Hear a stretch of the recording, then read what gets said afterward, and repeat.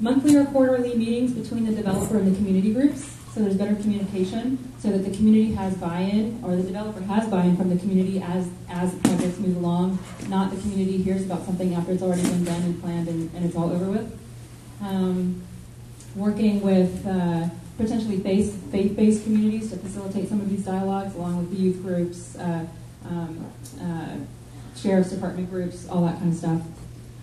Check references for experience with ecosystems during the bid process. This was related to the case studies. One of the case studies mentioned that there were experts that were brought in who it didn't end up actually being a good thing for the environment what was done. I guess in the San Jose example, not sure, but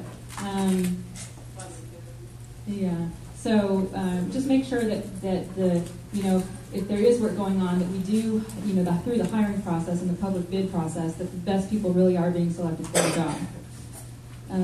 Landscaping improvements at the schools. There's no shade, no trees. So this is a huge opportunity to communicate with the community and to get the community aware of what's going on. Is working with the local schools and doing some improvements on those campuses. Ecosystem improvements along Compton Boulevard. So besides the Gateway Center here, there's lots of areas of Compton that need beautification and restoration. So why not leverage, what opportunities there are in those other places as well to do ecosystem restoration and beautification at the same time. Partnering with groups to include gardens and native vegetation to use outdoor classrooms, train youth to do it themselves. Code enforcement. This was a concern among the community that a lot of times, things will get sort of run down, or business will be run down, or there'll be graffiti or trash, and if there's no enforcement in terms of cleaning that stuff up. So how do you address that? Adopt a code for facade upkeep for businesses, so that businesses have to keep themselves looking nice.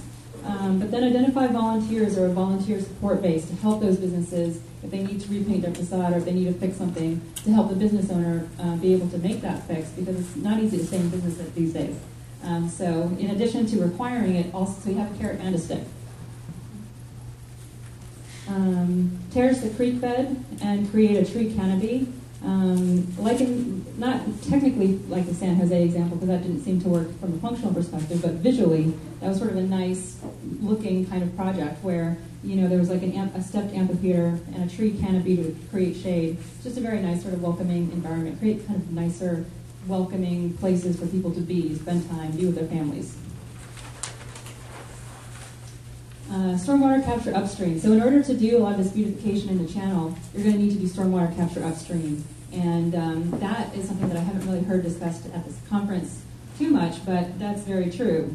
To make a lot of this stuff possible, you're going to have to reduce the flows in the stream to do that. So identifying places within the city and then upstream from the city where you can capture stormwater before it gets to the creek. Conservation easements along the creek. Talk to local community members who have property along the creek.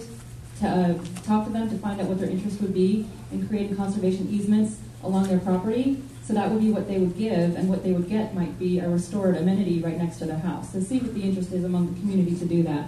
But don't send an agency out to do that, because people don't trust the government. So work with your local community groups to kind of go out and talk to the community about these kinds of opportunities or options. Avoid stagnant water in the design of any creek improvements because there's issues with mosquitoes, or use mosquito fish.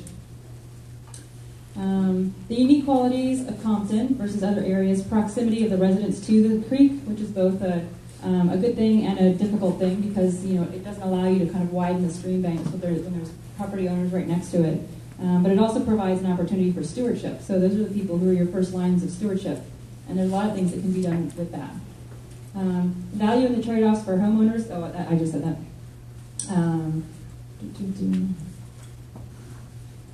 There being such a drastic change from the concrete channel to the earthen channel, not a lot of communities have an open bottom channel in Los Angeles, so there's a very good learning opportunity around that for people. The casino could become a great neighbor, and I know the casino already does a good bit, and they're hosting us here today. But there's probably other things they could be doing too. Providing meeting space on a regular basis, or maybe these meetings, the monthly meetings between the community groups and the developers or the city managers.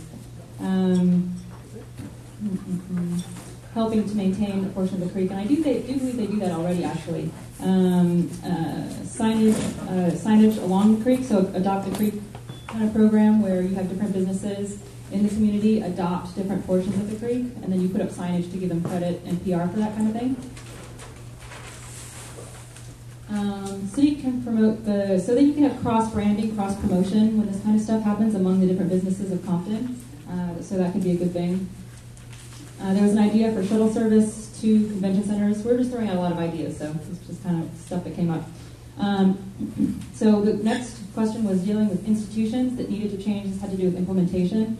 Somebody brought up the idea of having a commission. Right now we have a task force, but there was an idea to have a commission that's a multi-jurisdictional commission. It would actually have some level of decision-making authority, whatever that might be. It works in partnership with the task force. The issue was brought up that the people who are at the task force, it's not anyone's full-time job to run the task force. Everyone has their own job, and they come to the task force and have other things to do once they leave the task force. So there was a statement that there needs to be sort of increased capacity, manpower capacity to carry out some of the ideas that come up. People like the idea of the community garden, the bike trail, maybe having a fountain kind of in this area. They thought there needed to be easy access to the blue line, access points from the residential areas. Oh, that was a good point. How do people get to these open spaces that we're going to be creating? Figuring out what those access ways are going to be, having signage and wayfinding, which gets kind of to the branding idea that was talked about earlier. Creating more family spaces. There's not a lot of places for small children to go and families to go. Putting, let's see here, just picnic benches along trails, seating benches along trails. Community-sponsored programming in the summertime, such as movies, that are projected on a wall. Entertainment, activities, music. Something that helps, adds to the cultural fabric of the community. The sheriff, I guess, sponsors movies in the park right now already, so maybe building on that. Having the farmers market that would go along with urban agriculture, that was already mentioned. Food tasting events. And that was it.